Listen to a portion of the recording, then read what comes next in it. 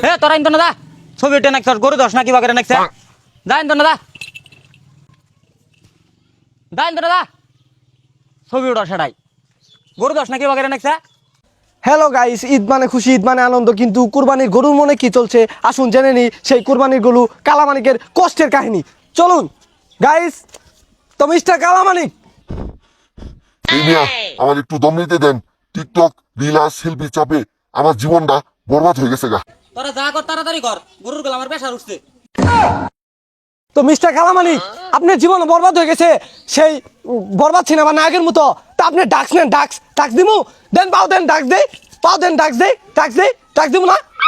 দুরু আলু খা সাংবাদিক, আমি কি একবার কইছি যে বরবাদ সিনেমার মতো আমার জীবনটা বরবাদ হয়ে গেছে গা?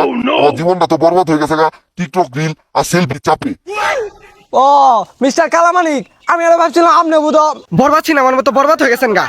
তা আপনি এখন কি করতেছেন? তাই ভাবতাছি বিদেশে পালায় যাবো, পাসপোর্টের জন্য ছবি তুলে রাখছি। ও তার মানে এখন আপনি বিদেশ পালায় যাবেন? কে বিদেশ পালায় যাবেন কে? দুবাই পালায় যাবো, মানে দুবাই পালায় যায় বড় বড় দুটো ডাব দিই, একটা গাভীরে বিয়ে কইরা লাইফটা একেবারে সেটেল করে ফেলামু। আপনি অবু ভাইয়ের মতো বিদেশ পালা যে একটা গাভীর লোকে বিয়ে করি সংসার করবেন? হ সংসার করবো।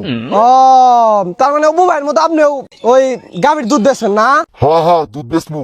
তো বন্ধুরা, আপনারা তো দেখলেন সেই মিস্টার কালামানিক এর কষ্টের কাহিনী। তিনি কত কষ্টে জীবনযাপন করছে, তিনি কত কষ্টে আছে। আজ এই পর্যন্তই, আবার দেখা হবে। আমি মিস্টার ওয়াকিল, চশমা ছাড়া চোখে দেখি না, পোকামারা টিভি, ইসলামপুর, জামালপুর।